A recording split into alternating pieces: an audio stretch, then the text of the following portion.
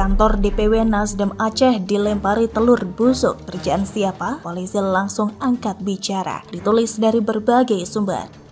Sebelum kita lanjut, jangan lupa subscribe dan nyalakan loncengnya agar Anda menjadi yang pertama mendapatkan informasi dari jurnal terupdate. Beritanya bermula dari kedatangan Anies di Aceh dalam rangka memperkenalkan diri di depan halayak ramai. Istilah kerennya mirip kampanye lah. Tapi ada satu cerita, Ketua DPW Partai Nasdem Aceh, Teuku Taufikul Hadi, mengungkapkan kantornya dan lapangan tempat kegiatan Anies dilempari telur busuk oleh orang tak dikenal. Selain itu juga dilempari kaos kaki busuk. Hari ini pembenci Anies di Aceh melempari kantor DPW Nasdem dengan telur busuk. Pagi-pagi sekali, penjaga kantor Nasdem terkejut sekali ketika melihat halaman kantor Nasdem penuh dengan telur busuk dan kaos kaki busuk, kata Taufikul Hadi. Panitia acara juga menyebut lapangan bola kaki Desa Pango, tempat pertemuan Jalan Sehat dengan Anies juga dilempari telur busuk. Meskipun demikian, tindakan pembenci Anies dan Nasdem ini sudah di luar batas kewajaran akal sehat semua orang Aceh. Karena tindakan seperti itu dalam kegiatan politik Aceh belum pernah terjadi, katanya. Menurutnya, aksi teror ini disebut bukan cara main politik di Aceh. Dia menegaskan bahwa teror tersebut tidak berpengaruh terhadap kegiatan Anies. Sehubungan dengan hal tersebut, kami juga sudah melaporkan kepada pihak keamanan untuk mengambil langkah seperlunya, katanya. Usut punya usut, akhirnya Polresta Banda Aceh angkat bicara. Polresta Banda Aceh memastikan tidak ada pelemparan telur busuk di kantor DPW Partai Nasdem Aceh di kawasan Pango menjelang safari politik bakal Capres 2024 dari partai itu Anies Baswedan pada Sabtu 3 Desember 2022. Kabag Ops Polresta Banda Aceh, Kompol Iswahyudi mengatakan, pihaknya sudah mengamankan kantor Nasdem sebelum acara silaturahmi Anies dengan warga yang dimulai dari halaman kantor Nasdem hingga lapangan Pango. Hanya saja ada beberapa telur pecah yang berjarak sekitar puluhan meter dari kantor tersebut, atau tepatnya di pinggir jalan dan bukan di kantor Partai Nasdem. Telur yang dimaksud pecah di sekitaran jalan, bukan di kantor DPW Nasdem Aceh atau tempat jalan santai berlangsung, kata Iswahyudi saat dikonfirmasi Minggu 4 Desember 2022. Dia menjelaskan dari koordinasi petugas yang berjaga di kantor Nasdem, tidak ada yang melihat adanya pelemparan tersebut. Ia juga tidak mengetahui adanya telur-telur tersebut pecah di pinggir jalan yang jaraknya 50 meter dari kantor Nasdem. Kantor itu kan kami jaga. Kita tidak tahu apa itu karena jatuh atau apa. Jarak pecah telur ke lapangan bola kaki Pangu 30 meter, sedangkan ke kantor itu lebih jauh lagi 50 meter, jelasnya. Jeder. Sudah saya bilang berulang kali, pemilu kali ini akan sama kasarnya dengan pemilu yang sudah-sudah. Tetap akan ada kejadian seperti ini, yang sebenarnya menjadi hal yang sudah lumrah dalam politik. Selalu akan ada kejadian seperti ini yang menimbulkan multitafsir dan spekulasi liar yang tidak ada ujungnya. Tergantung masyarakat mau melihat dari sisi mana. Saya tidak mau menuduh siapapun, tapi coba kita pikirkan lagi. Anggap saja ini kerjaan pembenci Anies. Di Jakarta ada lebih banyak yang tidak suka Anies ketimbang di Aceh, betul? Seperti kita tahu, Aceh adalah salah satu wilayah yang mayoritas penduduknya tidak memilih Jokowi saat Pilpres lalu. Pada Pilpres 2014, Jokowi yang saat itu berpasangan dengan JK masih bisa memberikan perlawanan sengit. Mereka meraih 45,61% suara. Sebaliknya, Prabowo Hatta unggul dengan 54,39% suara. Tapi pada Pilpres 2019, Jokowi Ma'ruf Amin hanya mendapat 15% suara, kalah telak oleh Prabowo Sandiaga yang meraih 85%. Kenapa di Jakarta atau wilayah lain tidak ada kejadian seperti itu? Kenapa wilayah Aceh yang notabene lebih banyak pendukung bukan Jokowi, malah ada kejadian seperti ini? Aceh adalah kantong suara terbesar dari mereka yang tidak mendukung Jokowi. Sekali lagi, saya tidak menuduh siapapun, tapi coba pikirkan lagi. Mobil Nenowarisman pada 2018 lalu terbakar di depan rumahnya di daerah Cimanggis, Depok, Jawa Barat. Dia adalah salah satu inisiator gerakan 2019 ganti presiden. Saat itu banyak yang berspekulasi liar, terutama kelompok sebelah yang ujung-ujungnya mengaitkan dengan politik. Setelah diselidiki, polisi menyatakan mobil Nenowarisman terbakar akibat korsleting. Itu hasil identifikasi dari bengkel, dipicu oleh aki yang korslet, di mana kabel aki positif menempel di bodi. Begitu juga dengan rumah Mardani Alisera yang pernah dilempari bom molotov oleh orang tak dikenal. Setahu saya hingga kini pelakunya masih misterius. Bahkan identitas sidik jari dibantu pihak Jepang. Mohon ralat kalau saya salah ya. Begitu juga dengan Ratna Sarumpait yang begitu heboh ketika mengaku dia dianiaya hingga wajahnya bonyok. Pemberitaan ini begitu masif, kubu Jokowi kena imbas dan dituduh yang tidak-tidak. Tidak lama kemudian akhirnya ketahuan kalau Ratna berbohong, wajahnya habis operasi. Yang mengecam langsung bersembunyi dan cuci tangan, merasa sebagai korban penipuan. Ya, kita tunggu saja kelanjutan kabar kantor Nasdem yang dilempari telur busuk. Hanya saja ini pasti akan jadi isu yang sensitif. Pendukung Anies akan terus mengulang-ulang dan replay sampai ribuan kali. Apalagi kalau nanti pelakunya tidak teridentifikasi.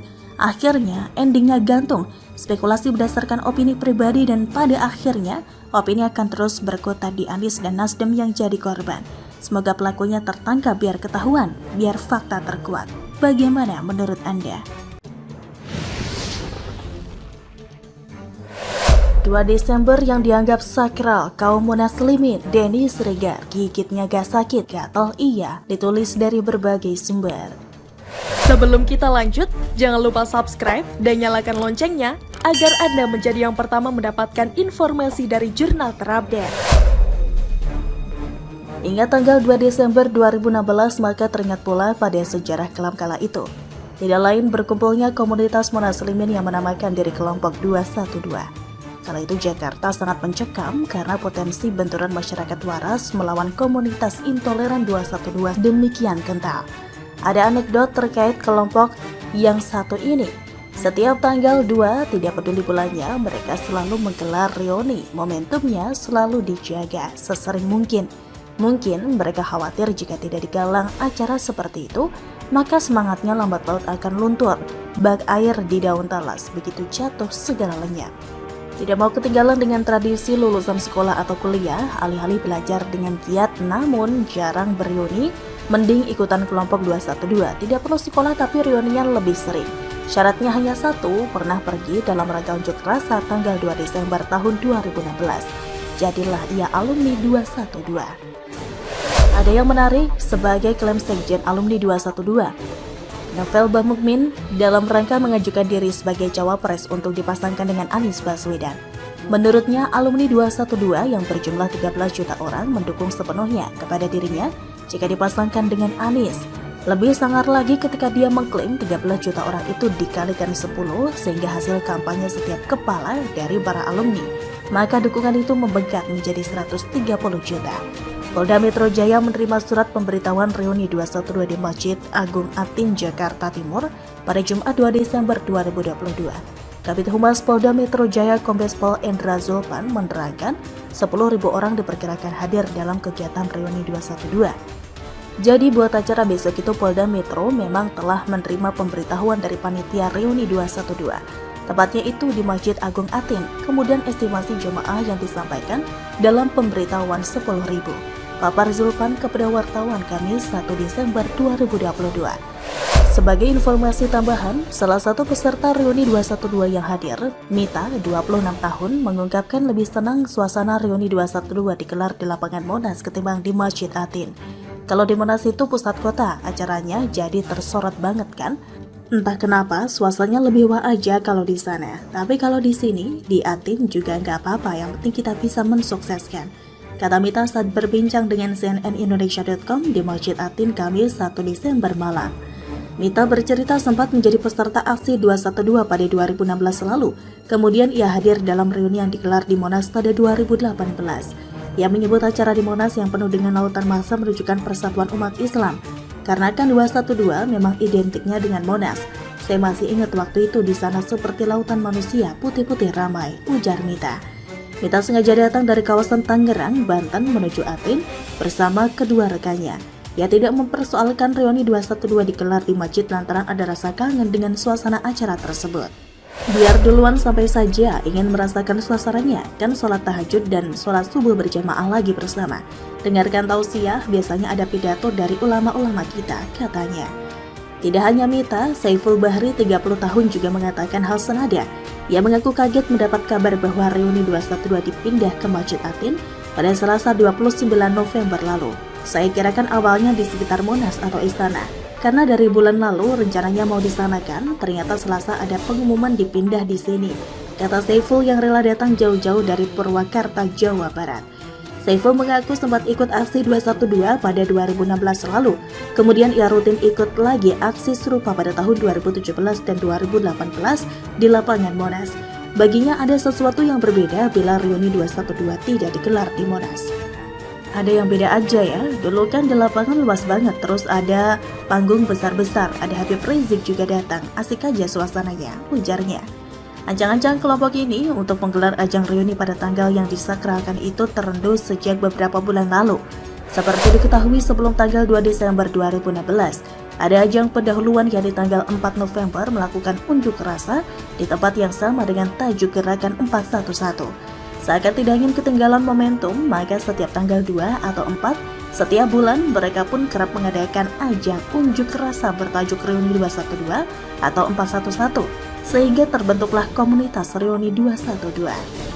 Layak kita cermati kira-kira agenda Reuni 212 besok seperti apa, mengingat momentumnya adalah jelang Pilpres, yang paling mungkin mereka gelorakan adalah seputar Pilpres, meskipun nuansa arah dukungan mereka masih terasa lemah.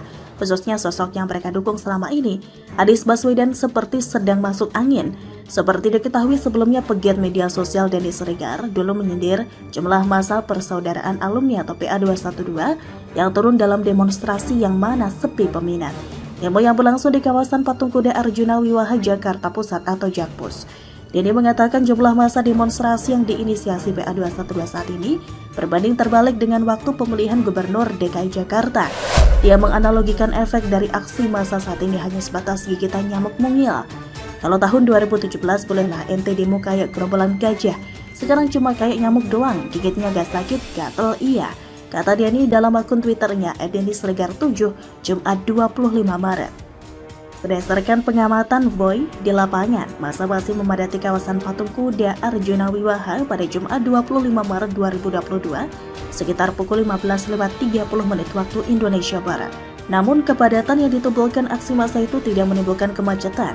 Arus lalu lintas di dua ruas akses Jalan Medan Merdeka Barat terpantau normal dan lancar. Massa terlihat sepi sehingga tidak keluar beton pembatas jalur di kawasan pintu masuk Monumen Nasional atau Monas. Para peserta demo berada di dalam barisan yang telah ditentukan panitia aksi, sehingga para pendemo tidak tercacar di bahu jalan. Kasat Lantas Polres Metro Jakarta Pusat Kompol Purwanta membenarkan bahwa situasi arus lalu lintas di kawasan Monas masih dalam situasi normal. Tidak ada pengalihan arus, pendemo cuma sedikit, jumlah massa sekitar 300 orang, kata Kompol Purwanta saat dihubungi Voy Jumat 25 Maret. Adapun dalam aksi unjuk rasa itu berisi tuntutan kepada tokoh-tokoh yang dianggap menistakan agama Islam agar segera ditangkap. Masa demo PA212 ini sempat ingin bergeser ke depan Istana Negara Jakarta, tetapi dihalau oleh kepolisian.